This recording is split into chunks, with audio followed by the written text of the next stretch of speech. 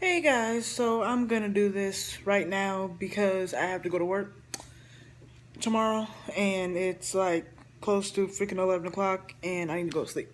So, I'm only gonna talk about the matches that I cared about and mostly, not even trying to be funny, that was the three women's matches. First of all, let me say that the men's. The hell? Sorry, people out my door are fucking horrible! Sometimes I hate living in this damn apartment building. Anyway, um, all the whole pay per view, I loved. I loved this pay per view as a whole. It was great, great action, great stories, all that. Um, the men's Money in the Bank was amazing. I loved it. I'm happy that Braun won. I felt like it should have been Braun or should have been Miz because Braun is a person that could very much use this, and I can tell that this is gonna do great things for his character. And the Miz, because I want to see the Miz cash in on AJ, and then him and Daniel feud for the title. That would be awesome for me. But whatever. I was happy with either one. But yeah. So that's it for the men. Now on to the women. Now, it's gonna be good and bad. So I'm gonna do all the good stuff for all women's matches first, and then I'm gonna do my bad for the women. So all the good for the women first. For the women's Money in the Bank match, I felt like the match was 100 times better than last year's. I felt like they practiced more, they weren't hesitant, the spots that they did were really great. Everyone sold, everyone shined, except for one person, and now I'll get that with the negative. You know, everyone did their job. I love that. Um, they all looked amazing. Lana, her gear. I'm a girl that loves blue, especially that color blue, and I love rhinestones and glitter and all that shit. So just I'm a huge Lana mark though, so maybe I'm a little biased. Sorry. But all the women look gorgeous. They all did really, really well. I was really proud of them. Um, I'm happy that it was four women from Raw, four women from SmackDown, so that we could see matchups that we haven't seen in a while, like Sasha and Charlotte, and Naomi and Ember, and Lana and Ember. Like we got to see some matchups that we haven't seen in a while. Sasha and Naomi. Like that was really, really cool. So yeah, match wise, they did really great. I was mostly impressed with Lana only because I know how hard she's been training.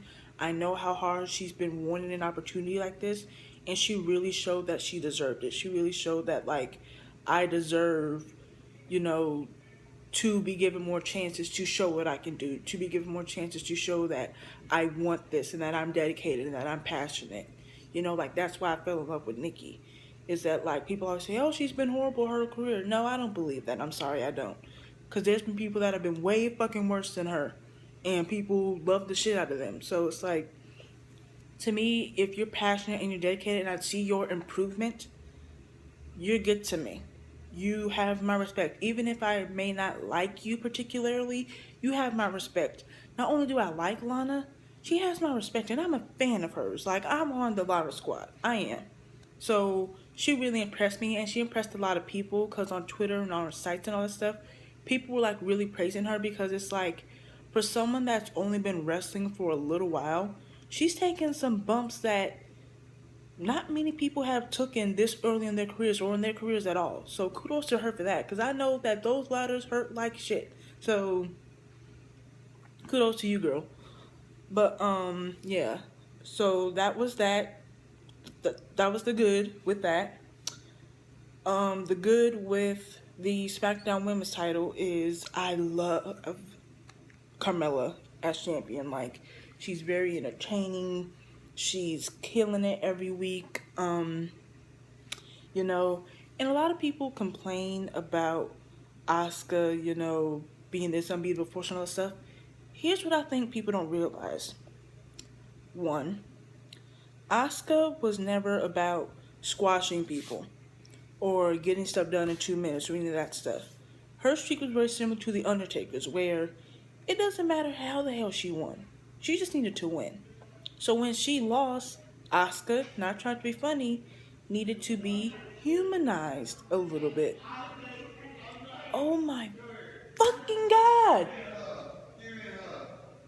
These fucking people. I hate my apartment building sometimes. Like, seriously, what the fuck? I'm gonna try to ignore it. Sorry, guys. Just they don't have jobs. I do, so that's why it's annoying, you know. But anyway, um, yeah, like she like Asuka needed to be humanized a little bit. She needed to her once her streak ended, she needed to be able to be vulnerable and be beaten by people that she probably wouldn't that she probably would have beaten in her streak, like Carmella. And Carmella is the type of champion that she is very scrappy in the ring and she pulls off some decent in ring work, but a lot of the ways that she wins is very creative, it's very different. And I knew that Ellsworth was gonna get involved in some way because there was rumblings. On top of that, he's been in intergender wrestling and all that stuff. So I knew that he was gonna be involved in some way, shape, or form. And the way that he was involved was perfect. He just distracted Asuka, and Asuka was just like, "The hell?" So it's like, it wasn't like Carmella just like beat her, you know, it wasn't like she, beat her. I can't talk. Beat her straight out, or just beat her down and all that. No, she got distracted and Carmella took advantage. That's what happened. So Carmella still won, and they added another dimension in Ellsworth, but she they still protected Asuka. So Asuka is humanized, but she's still protected. I like that. Might I add that those two women look great too, So yeah. And I'm happy Ellsworth's back. I never had an issue with Ellsworth. My only issue with him was him grabbing the briefcase. Grabbing the briefcase, and that wasn't on him. That was on WWE. So I'm excited to see him and Carmella back together again. And the thing about it is, when Carmella won, people popped for Carmella. They popped for Ellsworth, don't get me wrong, but people popped for Carmella because Carmella has been working her ass off to get herself over. And I appreciate that. The only thing she needs to work on is her in-ring work. She's not bad. Don't get me wrong, she's not bad, but she definitely needs to improve. And she definitely needs to, pick up the pace a little bit more. But other than that, she's good. And I'm not saying that she's bad in the ring. She just needs to do a little more to get me more excited to see her matches. I should say her feuds. I'm excited for it. It's her matches that I have an issue getting into sometimes. So yeah, that's the good with that. And then Lord have mercy, Ronda versus Nia. Oh my god, I fucking love this match, dude. Like seriously, I loved this match. Like I love that they showed that Ronda, while being the world's, biggest female badass, can also become very vulnerable in situations that she's not familiar with. Like she is a badass, but she's never been up against Nia Jax in a full-on fight, and Nia was clearly studying her shit. So I like that they humanized Ronda as well. She's a badass, but she's also a person that's very new to this part of the business. So I like that they did that type of aspect in the match. Nia dominated, but Ronda came back with those kicks, that fucking knee, yes, that armbar on the outside, fucking yes. Like she did really, really good. Like she sold emotion. She was selling the match. Nia did really great. All that. Like that was a really great freaking match. So kudos to both of them. And I've always been a fan of Ronda. And I've always felt like as long as she picks up shit quickly, her push will not bother me. You know what I'm saying? Like if she's slow and it's taking her a while, then it's be like, maybe you should go down to NXT. But nah, she's picking it up faster than Yeah, a lot of people, you know. So like, I say she's pretty damn good, you know. So yeah. Um. Now on to the bad.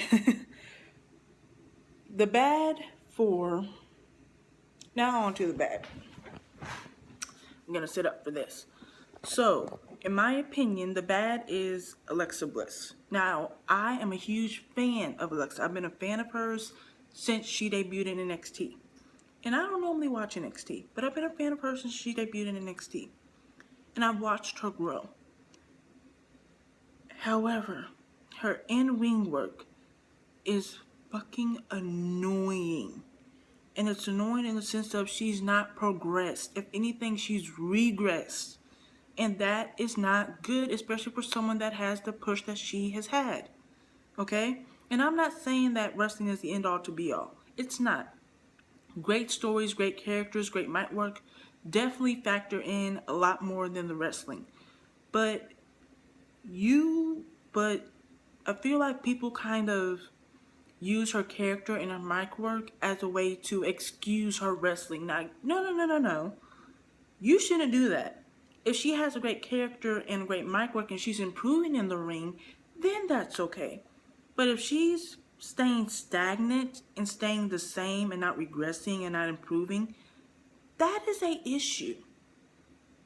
And I feel like I was more impressed with Alexa down in NXT than I ever have been on the main roster. And like, when you think about it, she should be putting on some of the best matches, considering that she's had people like Becky, Nikki, Natalia, Sasha, Naomi, people that have been in this business for so fucking long that are veterans, not veterans in WWE, that's probably like Natty, Nikki, and Naomi, but like veterans when it comes to wrestling, period. And she's kind of dragging down the matches a little bit. You know, like her character work in the matches are great, but her wrestling itself, it's not that good. And I feel like her having a good character and good mic work should be an excuse for her not cutting it in the ring. Once again, if she was improving and if she was, progressing and stuff like that instead of staying stagnant, then I can understand those arguments. For example, Carmella, Lana, both of them are really good on the mic. Both of them have good characters. They're improving in the ring. You see the improvement every time they step in the ring. I'm not seeing that with Alexa. And the push that she's gotten because of that isn't good to me. And another thing, Alexa is one-dimensional, in my opinion. Alexa has been on the main roster for 2 years. I'm not going to talk about what happened. I'm going to talk about right now when it comes to just the Money in the Bank match. So, as of right now, Alexa Bliss, as of a 2-year career, is a 4-time women's champion, has won a tables match, an elimination chamber match. She has walked in WrestleMania both times as champion. She's beaten every top woman that there is to possibly beat. And she is allowed to put on performances that if it was anyone else, like not trying to be funny, but if it was anyone else giving these type of performances, people would bash the ever-loving shit out of them. But because it's Alexa, she gets a pass. That's not okay with me, okay? And people may say, oh, I'm a Bella fan, I'm a Cena fan. I don't give a fuck about that. Those are just people that I connect with. I can say that Nikki's had bad matches. I can say that Nikki's had bad matches. John's had bad matches. But I also know that they can go in the ring, Like, I'm not one of those people that's like, oh, everything they do is great. No. I know that sometimes John's spots calls too loud. I know that sometimes Nikki needs work on the mic. I know this shit. So I'm not acting like there's God's gifts to wrestling. But a lot of Alexa Bliss fans do. And that would be fine if she was backing it up in all aspects, not just two. Especially when the one aspect is something that is a big aspect in the women's revolution. Okay? And I feel like she's one dimensional because she has not been out of the title picture for more than a month and a week since her entire 2 year debut. 2 year career on the main roster. That is fucking ridiculous. It is. I'm sorry. I love her. But that's fucking ridiculous. Trish wasn't pushed that much. Lita, Michelle, fucking AJ, Nikki, Brie, none of Charlotte, Sasha, like, none of these women were pushed that fucking much. In the beginning of their careers, none of them. Like, Nikki had a long ass reign after like 8 years of being in the company. Like Sasha and Charlotte, like, they had feuds and they went through some stuff before winning the titles and before getting opportunities. Like, ugh. Like, at some point, people have to admit that she is overpushed. She is.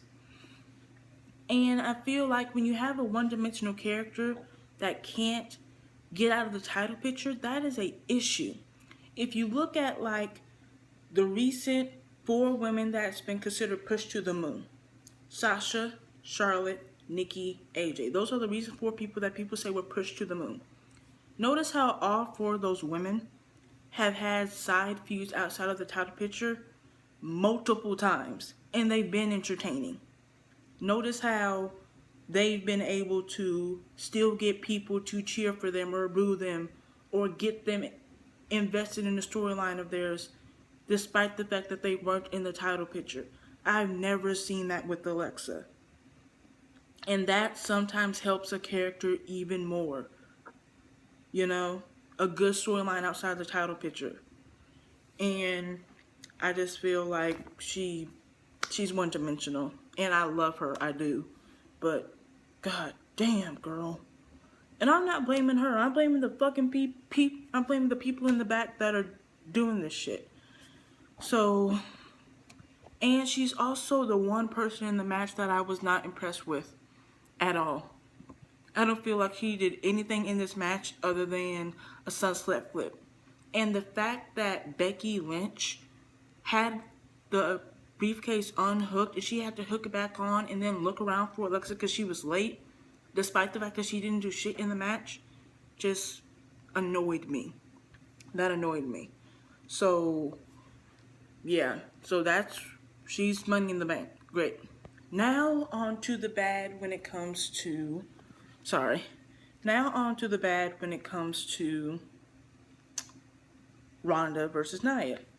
Ronda versus Nia was really good, right? And Alexa Bliss cashed in. Now this part isn't bad. The cash in was fucking amazing. It was amazing. It was like one of my favorite cash ins, probably behind like Edge's, Seth's, and Carmella's. Like, that was a great cash in. Like, her beating up Ronda, all that was really great. Because it protected Ronda, so that was really great. But her being a 5-time women's champion, after only being on the main roster for 2 years, like, holy shit, dude. Like, oh my god. But I will say, the only reason I could possibly be okay with this is if the rumors are true. Because the rumors is that Alexa versus Ronda is going to happen at SummerSlam. Ronda's going to beat Alexa and win the Women's Championship. And if that's the case, I'm okay with this. Because I feel like there's no reason in hell for Alexa to be champion right now. Like, there's not. I'm sorry, there's not. I feel like Nia was doing really good, but I feel like if that is the plan, then that is okay, and I'm okay with that. Like, they could easily build to, like, a triple threat at Extreme Rules between them, or, a one-on-one with her and Nia, since Nia has a rematch. Ronda technically has a rematch, who knows? But they could easily build to, like, a one-on-one or triple threat at Extreme Rules, and then SummerSlam, it's one-on-one, her versus Ronda, and Ronda finally wins. And I know that may be too quick, but I feel like Ronda has a lot more to offer as champion than Alexa, and I feel like she has a lot more potential. She could reach a higher ceiling than Alexa can right now. You know, like, I feel like the only thing that's holding Ronda back may be her mic skills, but even then, I feel like she's pretty decent on the mic at the very least. So, I feel like that's kind of a, you know. So, I feel like, you know, Ronda has a lot more to offer than Alexa right now, and I would be okay with that happening. So, it's like, you won Money in the Bank. You cashed in on the same night. You beat down Ronda to where she couldn't, you know, interfere in you cashing in. You beat Alexa. Then at Extreme, you beat Nia. Then at Extreme Rules, it's a triple threat or a one-on-one. Then, you know, Ronda is still pissed off, blah, blah, blah. And it's you two versus, and then it's you two at SummerSlam, and Ronda finally gets her crowning moment. I will be okay with that because I feel like Ronda can do a lot more. She can give a lot more opportunities to other women than Alexa right now. I may get hate for that. I don't care because not that many people watch me anyway. But I feel like if that's the plan, I'm okay with that. But if they're just doing this to give Alexa another accolade and another year reign, I'm fucking done. Like, enough is enough. Like, she needs a fucking break. People say John Cena needed a break, or Nikki Bella or Roman Reigns needed a break. This girl needs a fucking break. Okay, she does. But I'm not gonna be super negative. I'm gonna be positive. I'm gonna see like how they follow up and all that. But overall, in my opinion, other than Alexa, well, not even other than Alexa, because I feel like it's not her fault, but goddamn. But you know, I feel like she needs a break, is what I'm gonna say. So I feel like the women, you know, did amazing tonight. I was really proud of all of them, including Alexa. I don't hate Alexa. I love her. I just feel like she's overpushed a little bit, and she needs a break from the title picture, like a long, extensive break. Okay, so you know, other than that, all the women did amazing. They did me proud. They look gorgeous. I'm excited for what's to come. I'm excited for Extreme Rules, you know. So, yeah, that's my opinion on the 2018 women's ladder match. Asuka versus Carmella, and Ronda versus Nia, and Alexa winning Money in the Bank and Alexa cashing in. So, let's see what happens in the next couple weeks, and I will see you guys in a bit. Bye. I'm going to bed.